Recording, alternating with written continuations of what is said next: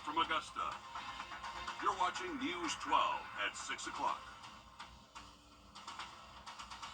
Your weather team is monitoring storms heading our way Wednesday and are issuing a first alert so you know what to expect. We'll have a full forecast for you in just a few minutes. In South Carolina, fire crews are on high alert tonight as major fires blaze in parts of the Palmetto State. How local crews are staying on their toes tonight. But first, a memorial grows tonight for a Wrdw teen killed in a hit-and-run Friday. This happened on Augusta Road around 6:20 in the evening when authorities say 14-year-old Faith Williams was a passenger on a dirt bike riding on the sidewalk. Authorities say the dirt bike hit a mailbox and spilled into the roadway. At the same time, a vehicle traveling south then hit something in the roadway, then drove off. Faith died Friday evening. Thanks for joining us. I'm Wrdw. And I'm Zaina Halliburton. We've learned that the driver, Terry Sizemore, turned himself in this morning. He's in the Aiken County Jail on a charge of hit and run involving a death, according to jail records. Your Audrey Dickherber is live from near where that crash happened in Warrenville. Audrey, you've been in touch with the family over all of this. What do they have to say tonight? Family members told me that they were actually at the bond hearing this afternoon for Sizemore. His bond was set at $25,000, and multiple family members actually gathered at the scene the night of the crash. And ever since then, many people have been asking this question: why didn't the car stop? She'll be missed. She was well loved by many. Leaving family, friends, and the community heartbroken. Faith was a very beautiful person, had a very big heart. And she loved to make people happy. And she loved to make herself look beautiful because she was. Authorities say Faith Williams was a passenger on a dirt bike that was driving on the sidewalk when it crashed into a mailbox, spilling onto the road. It's unclear whether she died from a dirt bike crash or by the car that fled the scene after possibly hitting her. That's hard. It's nothing else really you can say about it. It's hard. Now, a cross is painted on the road and a memorial has been made in Faith's honor, with flowers, a teddy bear, and a wooden sign from her room, put there by her mom, where it all happened on Augusta Road. She was just all around a great kid, do things for others and not expect much in return. After so many questions about what happened Friday night, an arrest doesn't make the loss any easier. She was loved, she was a loving person. She's a great kid in a bad situation, wrong place, wrong time.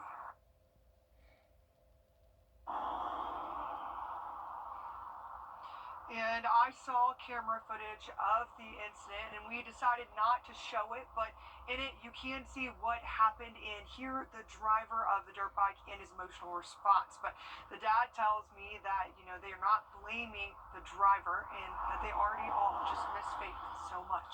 Yeah, and still some questions to go along with this accident as this investigation continues. But what a horrific accident. And certainly our thoughts and prayers are with the family here tonight. Oh, certainly. Thanks for staying on top of that, Audrey. Something we'll continue to follow.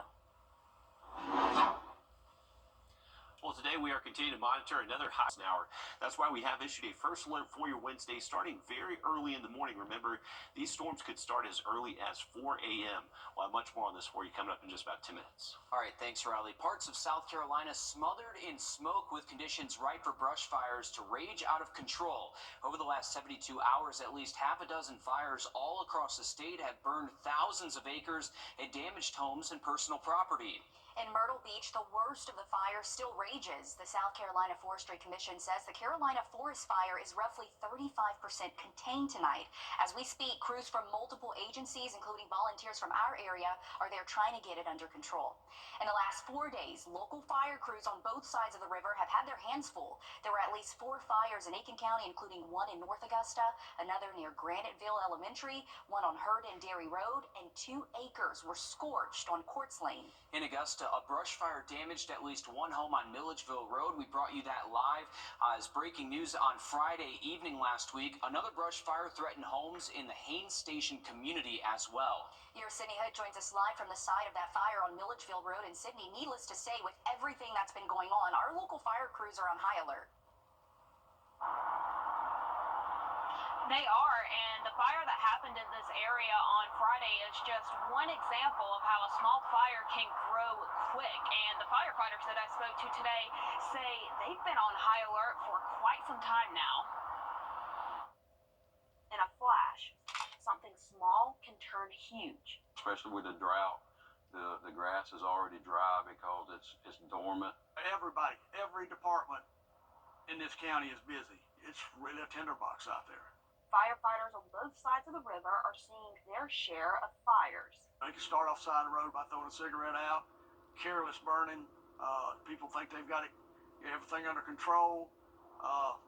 Walk away from it where the wind picks it up. In an area like Couchton, most of the area that is served on this side of the county is not protected by a fire hydrant.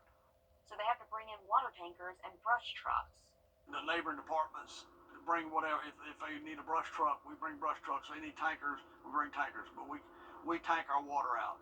Over in Graniteville, We have fire hydrants, but there are some areas when we get out towards the Vaucluse area, there's not any fire hydrants out that way, not many. so firefighters are pleading with you. And we just ask that you be vigilant. Don't do any outdoor burning. If you see someone doing some burning, call us. We'll come out. We'll put the fire out. We'll educate them on the burn ban. I also spoke to our local Red Cross today, and they say they haven't deployed anyone out to South Carolina yet, but they are prepared to do so if it comes down to that. And another tidbit from the Red Cross is they tell me that home fires are one of the biggest disasters they respond to each year. And here in our local Red Cross area, they say they respond to hundreds of house fires in Georgia and South Carolina each year. In fact, the Red Cross tells me that coming up on March 15th, they're going to be hosting a smoke alarm blitz in one Augusta neighborhood where they'll go out and hand out free smoke alarms to anyone that's in need. And certainly thankful for all of those organizations, the Red Cross. They're here when you need it, for sure. Absolutely. And these forest fires, they can happen so quickly and they can spread so quickly as well. So they are dangerous once they get going. So you need to adhere to those burn bans that are in place. Thanks again, Sydney. And Sydney just mentioned with the clocks jumping forward this weekend as well and spring cleaning underway, now it's time to check the batteries in your smoke alarm and carbon monoxide detector. So a reminder to do so if you haven't.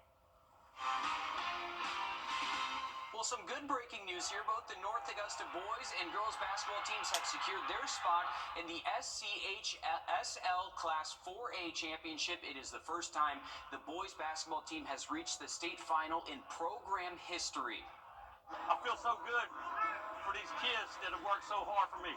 Not only this year, but the 11 years I've been in North Augusta, we've had a bunch of hard-working kids.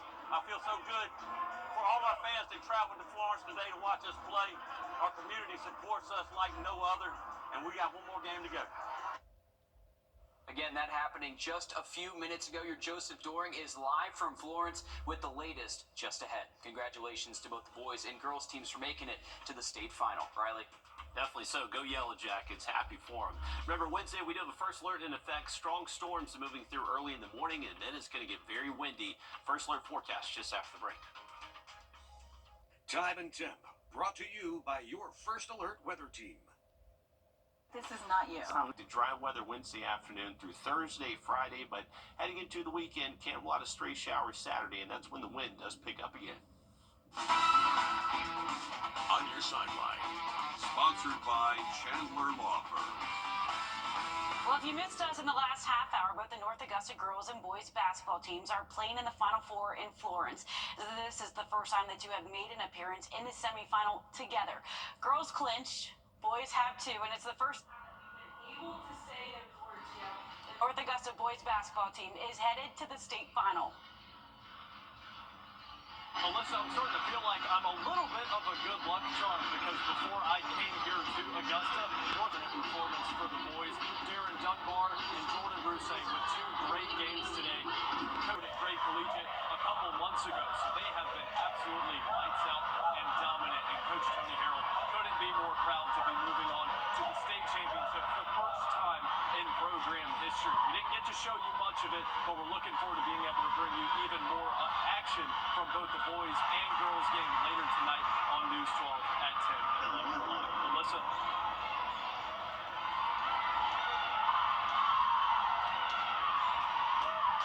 Well, the past two semis that they were in, back when Coach Tony was an assistant, they lost to Lexington and South Aiken. So thank you, Joe. So unfortunately for Joe, we get another doubleheader on Friday in Florence for the Class 4A title. Big congratulations to our North Augusta Yellow Jackets. Definitely. Big congrats. That's exciting. Still ahead on your Miracle Monday, we're going to check in with one mom who has a little boy with a rare genetic condition. That's next. First Alert Radar, powered by Jim Hudson Automotive Group. Georgia's heavy truck traffic leads to severe accidents. One little boy is receiving care at the Children's Hospital of Georgia after having a hard time opening his mouth. Through multiple surgeries and therapy, he's doing a lot better despite having a rare genetic condition.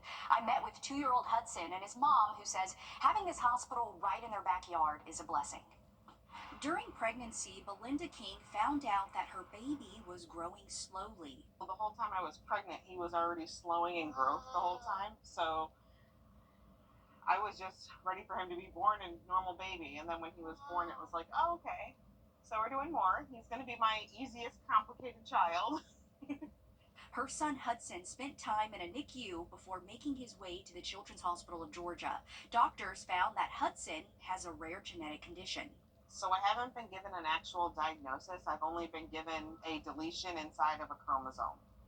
So it's not the whole chromosome, it's literally one tiny piece inside. The deletion of a chromosome can cause a range of health issues, including developmental delays and physical abnormalities. As a baby, Hudson had a hard time opening his mouth completely to eat. Doctors found that he had an overgrown jawbone. So they actually had to trim the bones on each side in surgery. And then because his muscles were never used to being stretched that far, we've also had to do multiple Botox surgeries and stretching after that to try to open up his mouth to a normal point. She says it was difficult seeing her baby have to go through surgery. Terrifying. Yeah, I don't trust anesthesia, so it's hard for me, but everyone here is great. Belinda says she's thankful for this hospital and the support she's received. To have the doctors and nurses and therapists that we can all pretty much consider family and have normal conversation with and everything else, and have them care so much about Hudson and his well-being, it means a lot. And Hudson's just the cutest little boy, and really his condition is interesting to read up on. Belinda says after genetic testing, it was found that her husband and 2 other kids have the same deletion, but they don't show any symptoms. Hudson has some developmental delays and is currently in physical and occupational therapy for that, so he's going to continue receiving care at Chalk. It's incredible what they do over there at Chalk. They really are heroes. I mean, it's miraculous. And then what these kids can go through and then come out on the other side, it's amazing to see every month. These babies are having surgery. Yeah. I mean, just out of the womb. It's crazy, but thankfully we have a hospital Yes. that can do things like that. That's a prime example of it right Yes. there, right? A great resource right there in your own backyard. All right, well, today one Academy of Richmond County senior receiving a very high honor and is named the 2025 Star Student for Richmond County. The STAR program recognized Georgia's outstanding high school seniors and the teachers who have been the most instrumental in their academic development. Reed Woodward took home the award today, as well as David Bradbury, a teacher at the Academy of Richmond County. Pretty surprising. I didn't know if I was going to get it or not. I didn't even know it was a thing, honestly. I worked really hard, so I'm very proud of it, and I'm very excited about it. Woodward says he plans to attend Georgia Tech in the fall to study computational media. That's pretty awesome there. All right, thanks for that. Well, we got a new weekly segment we are starting up. So Monday nights during the 6 p.m., we're going to start our CSRA brag board. Our first angler for this week is Mr. Braxton Bogdansky. Take a look at that What a bass. boss. He caught a big fish right there. So Braxton sent this in. It's very easy for you to send in pictures towards our brag board. All you have to do is scan that QR code. It'll take you to our latest game and fish forecast page. Scroll to the bottom and you can get to the brag board where you can submit pictures. And really looking forward to this. A way to just highlight a lot of anglers across the area and showcase some really big fish. Doesn't have to be a big fish though. If you got a cool fish story, spending it with someone special in your life, we'd love to hear that story as well. So this is going to be Monday at 6 p.m. our weekly brag board. Thank you, Braxton, for sending in that awesome picture. What a great fish. It's a good looking fish there. Looks to be about a 6 to 7 pound bass right there. That is, Riley, you have some competition here. oh yeah, Braxton, he actually, I believe, fishes on a local fishing team here, so he's already getting into the professional levels. But thanks for that, Braxton. Remember, you can scan that QR code, and we will have our next weekly brag board update for you this time next Monday. All right, next we're going to look at our 3-degree guarantee brought to you by Tub Doctor, a new sponsor for the month of March, going towards SOAR Academy. And we got it right today. Our forecast 62, actual high of 63, so $50 heading towards SOAR Academy. Have an update on that 7 day for you just after the break. The First Alert Team, the best in Georgia. Ashley's President's Day sale is going on now. Get up to 20% off store-wide. And Hot Buys start at just $2.99. Plus, get 0% interest up to 60 months with no minimum purchase. Only at Ashley.